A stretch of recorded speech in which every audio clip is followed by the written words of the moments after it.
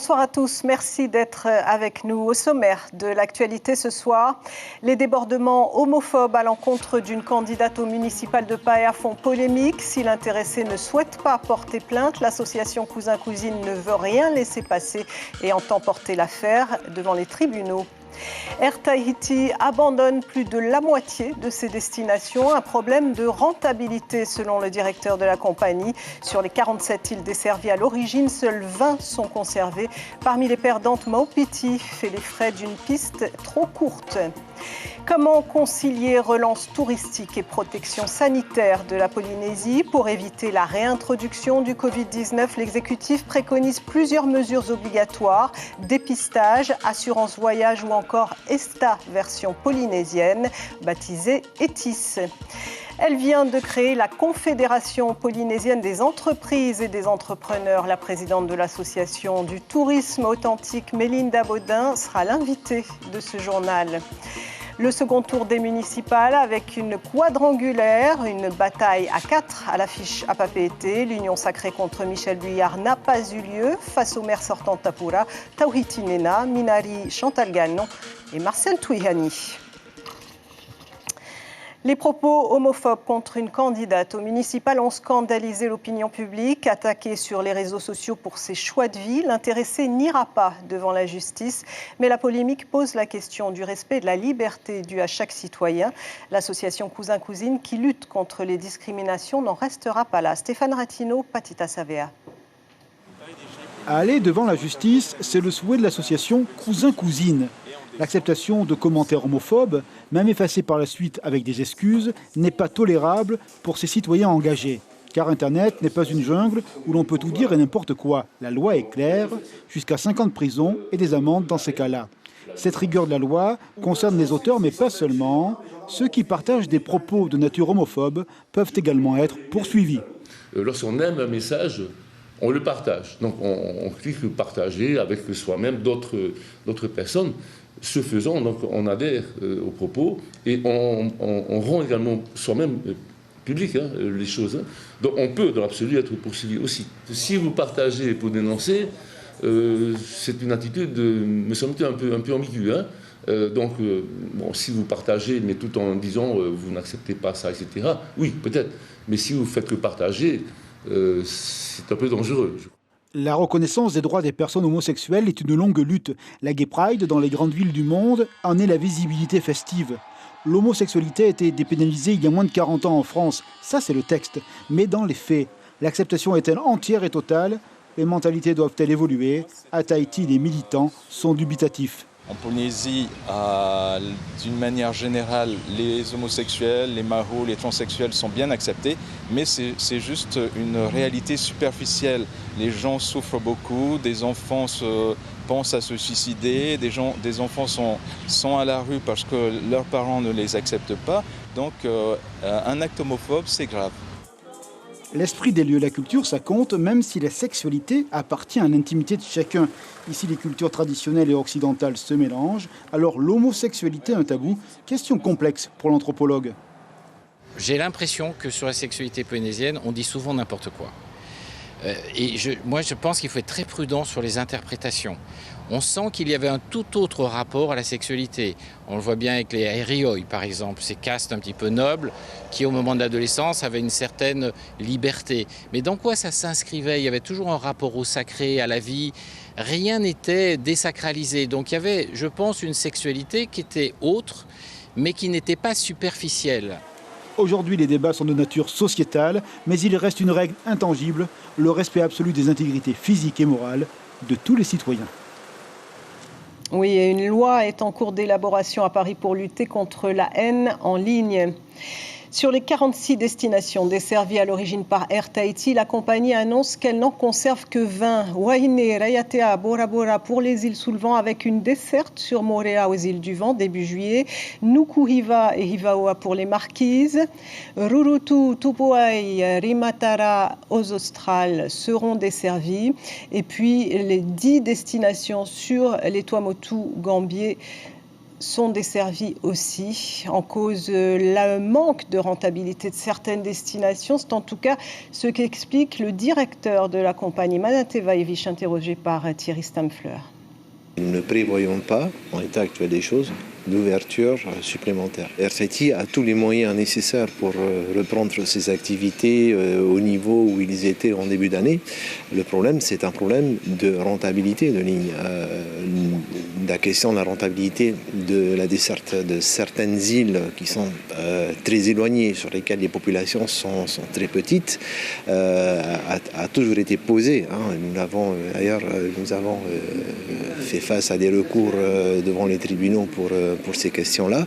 Nous sommes sur un service public qui, du fait en fait d'une activité déficitaire, et nous n'avons plus les moyens aujourd'hui de compenser ces déficits. RTT n'a pas la ressource financière qui lui permet au global d'équilibrer son activité. Donc, malheureusement, ces îles ne peuvent plus être desservies. Et aux îles sous le vent, c'est Maupiti qui fait les frais d'une piste trop courte et des choix budgétaires d'Air Tahiti. Une situation très compliquée à gérer sur place. La question a d'ailleurs fait l'objet d'une passe d'armes assez vive à l'Assemblée hier. Explication Thierry Stamfler, Mirko Vanfo. La vérité, Monsieur le Président, est que vous venez de signer l'arrêt de mort des pensions de famille et des habitants de Maupiti. L'apostrophe était vive et Édouard Fritsch a visiblement peu apprécié. Mais la représentante Tavini n'en démord pas. L'arrivée d'un Cessna de 8 places qui va relier Raiatea ou Bora à Maupiti ne suffira pas. Et un billet Tahiti-Maupiti aller-retour passera selon elle de 38 000 à 62 000 francs. Un surcoût au billet d'avion aller-retour, aussi bien pour les habitants de Maupiti qui sont à Tahiti et qui veulent rentrer dans leur île, que pour les touristes. Et le tarif est passé à 62 000 francs. Et donc là, vous pensez que quelque part, c'est la mort du tourisme à Maupiti? Mais bien sûr. Cela, effectivement, ne traite pas le fond du problème qui est celui de la desserte par Air Tahiti. Mais cela doit arriver incessamment sous peu. Mais bien sûr que nous irons à Tahiti, à Maupiti. Mais bien sûr que nous savons que Maupiti a besoin aussi de touristes.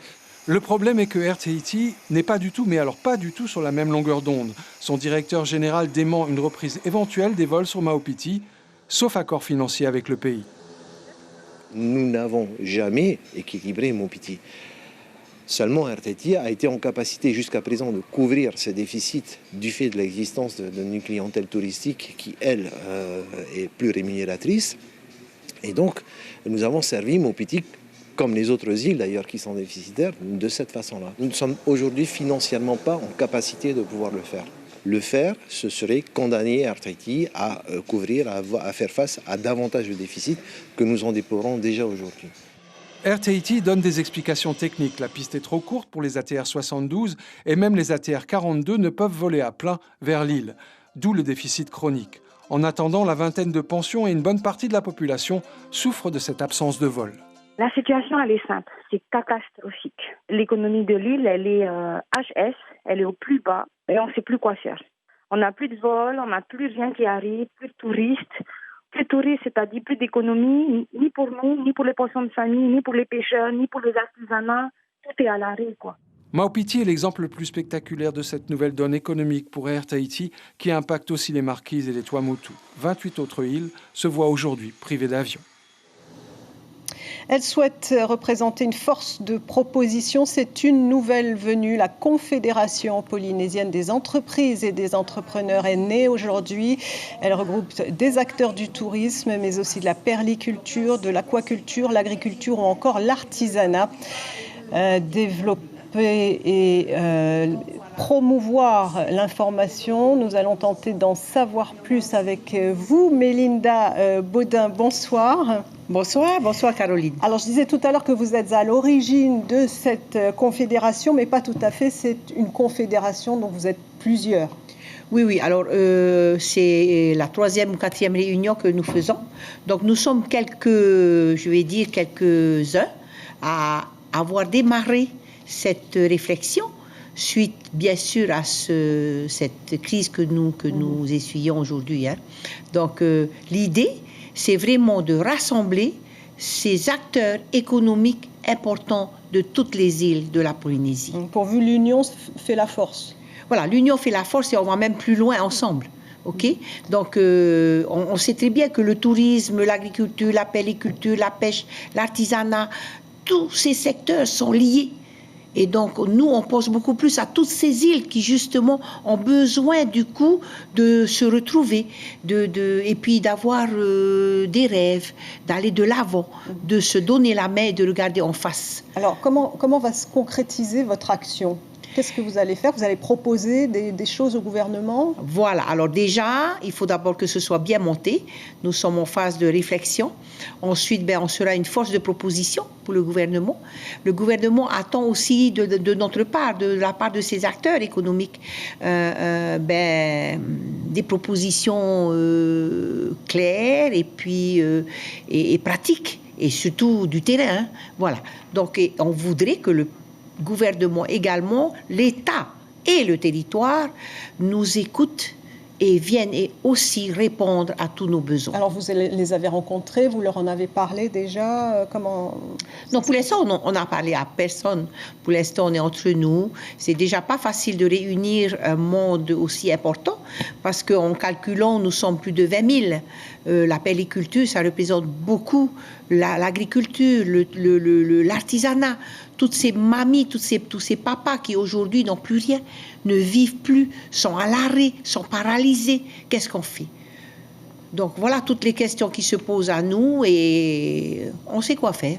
Alors, Mélinda Baudin, je sais que vous êtes très, très engagée dans le secteur touristique. On va vous retrouver dans un instant. Vous avez sans doute entendu ces mots d'Edouard Fritch ce matin. Puisque le virus ne circule plus en Polynésie, nous allons faire circuler les touristes. Le président présentait officiellement les conditions sanitaires de réouverture des frontières à l'international.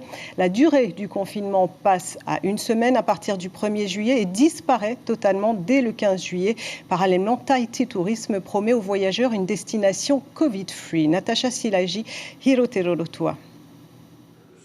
Et si Tahiti réussissait à tirer son épingle du jeu ? Le gouvernement est obligé d'y croire. Le monde économique vit du secteur du tourisme en Polynésie. Plus aucune obligation de confinement pour les visiteurs, donc à partir du 15 juillet, seul moyen de ne pas les faire fuir, avec l'assurance de savoir pallier l'urgence. Il aurait été impossible de rouvrir la destination au tourisme en demandant aux voyageurs de rester 15 jours ou 7 jours dans leur bungalow. Donc c'était la condition. Chaque visiteur devra en revanche être testé moins de 72 heures avant son départ, prendre une assurance voyage et remplir une fiche ETIS, le nouvel ESTA polynésien. Les compagnies aériennes diffuseront à bord les consignes sanitaires à respecter, comme par exemple le port du masque obligatoire, pourvu que ça marche. On a ciblé en priorité nos marchés les plus porteurs, les États-Unis et la France. Donc pour le moment, sur la France, on commence à avoir des engagements. Sur les États-Unis, je pense que c'est lié. On va voir après les annonces de ce matin. Sur les États-Unis, pour le moment, c'est très plat. On a peu de réservations. Les Américains qui ne prévoient pas non plus de s'offrir une croisière en catamaran. Les sociétés de charter ont perdu 100% de leur chiffre d'affaires depuis 2 mois. Avec la reprise des vols, seulement 20% des croisières annulées ont été reportées.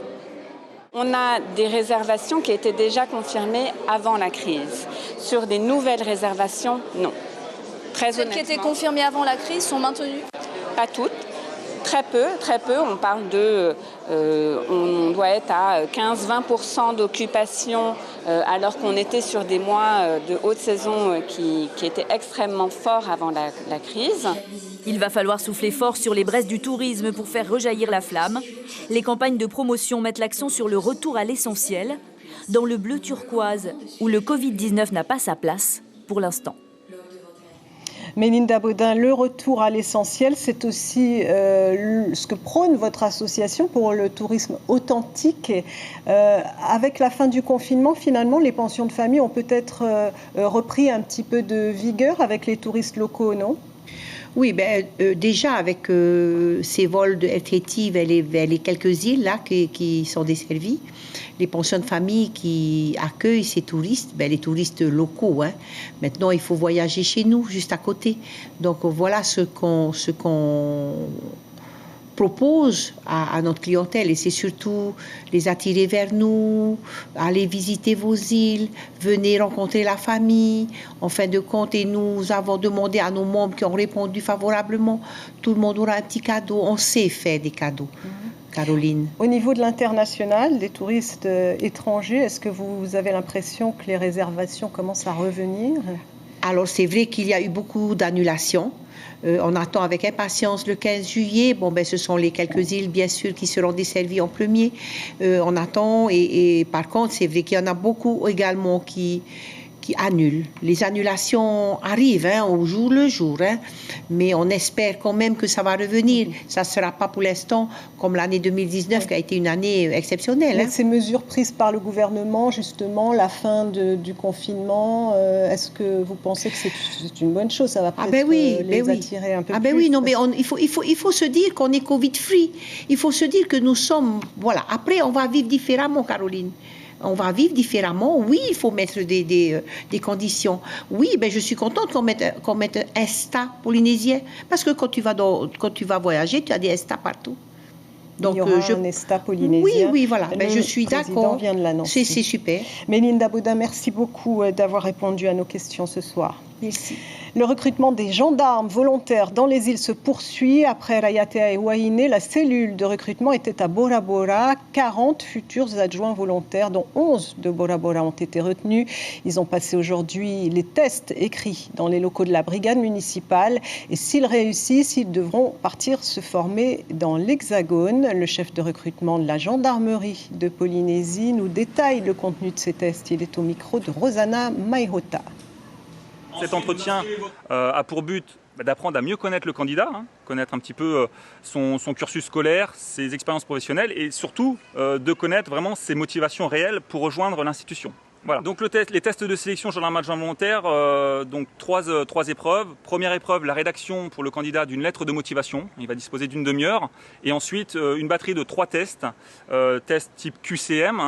Un premier test de personnalité où on va essayer de déceler la personnalité psychologique du candidat. Un deuxième test de compréhension de texte. Et enfin, l'ultime épreuve de connaissances générales où on va tester vraiment les connaissances générales du candidat sur des domaines divers et variés comme les mathématiques, l'histoire, la géographie, l'éducation civique ou encore l'orthographe et la grammaire.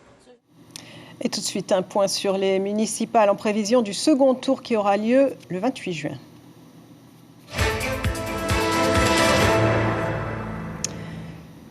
Pour ce second tour, une quadrangulaire, une bataille à 4 est à l'affiche à Papeete. L'union sacrée contre Michel Buyard n'a pas eu lieu face aux maires sortants Tapura, Tauhiti Nena, Minari Chantal Ganon et Marcel Twihani. On fait le point avec Marie-Christine de Pape. Un premier tour dans la capitale plombé par le spectre du coronavirus. Près d'un électeur sur 2 ne s'est pas déplacé. On avoisine les 9800 abstentionnistes. 45,77%, c'est le taux de participation en décrochage de 10 points par rapport au municipal de 2014. Pour le second tour de chauffe électorale, on prend les mêmes et on recommence. Michel Buyard, le maire sortant, soutenu par le Tapura, fait figure de favori. Il lui a manqué 70 voix pour être élu au premier tour. Sa liste Tapura Yaora Papeete affiche à son compteur 49,07% des suffrages exprimés, 3632 voix. Michel Buyard brigue un 5e mandat. L'union sacrée n'a pas eu lieu. Ses opposants repartent au combat, chacun de leur côté. Tauhiti Nena aligne la même liste. Papeete Tohu Oire, 19,90% des suffrages, c'est son score, 1473 voix. Pour le second tour, le président du parti Tao Huturao bénéficie cette fois de 2 soutiens. Celui du Taoera Wiratirat, Gaston Floss. Au premier tour, le Vieux Lion, dont l'inscription sur les listes électorales avait été refusée, avait appelé à voter blanc. Un peu plus de 640 votes blancs avaient été recensés. Autre soutien, Nathalie Pareo Cuneo, qui lui apporte sa petite centaine de voix.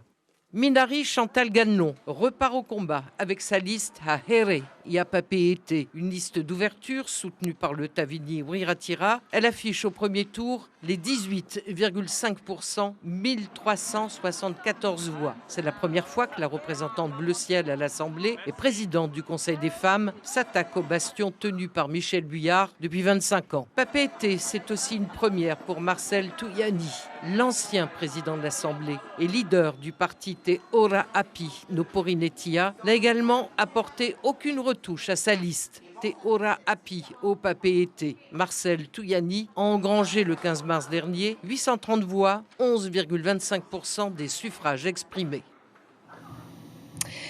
Michel Buyard est à la tête de la ville de Papeete depuis 1995 et il brigue un 5e mandat avec sa liste Apura Yaora Papeete. Il était l'invité Café d'Ibrahim Ahmedazi et de Carlos Natua ce matin. On écoute un extrait.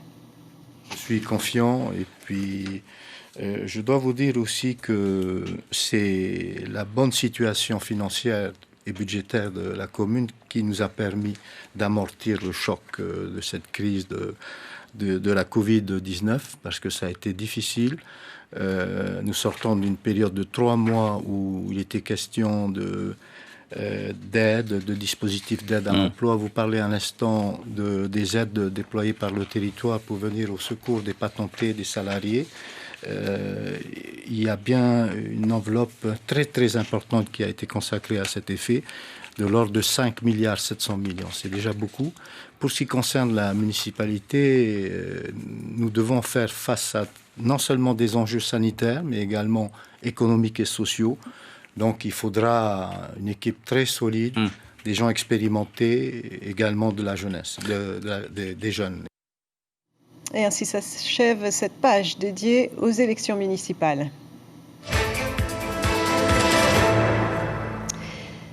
Direction Rayatea, où les élèves du lycée professionnel protestant d'Uturoa ont ramassé les déchets sur la traversière de la Fa'aroa, et ce sous l'œil bienveillant de l'élue doyenne de la commune, Jeannette Taea, qui a souhaité venir encourager ces jeunes dans leur aventure écologique.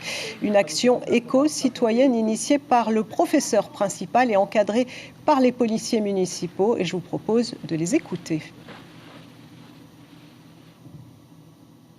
Il n'y a pas de son.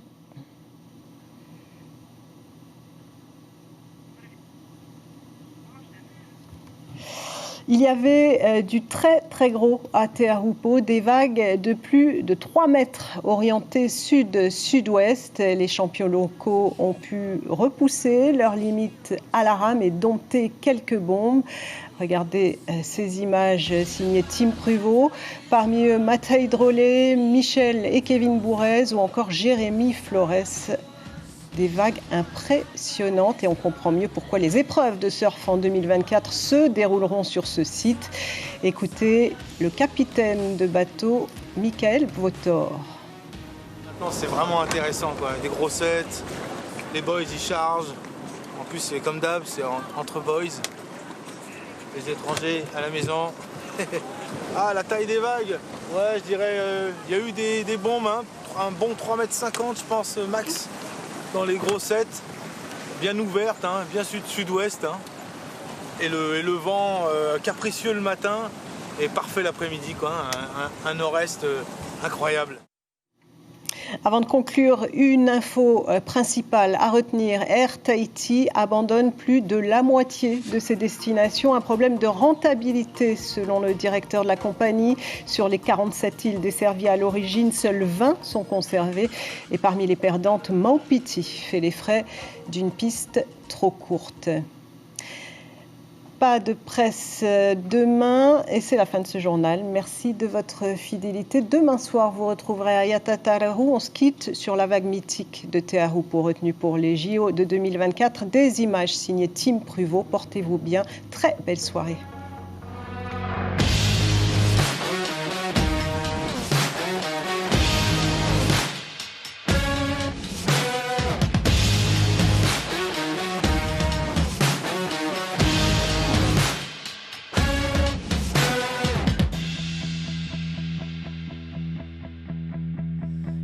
Asleep in my arms again. Retrouvez notre journal en replay sur notre site internet.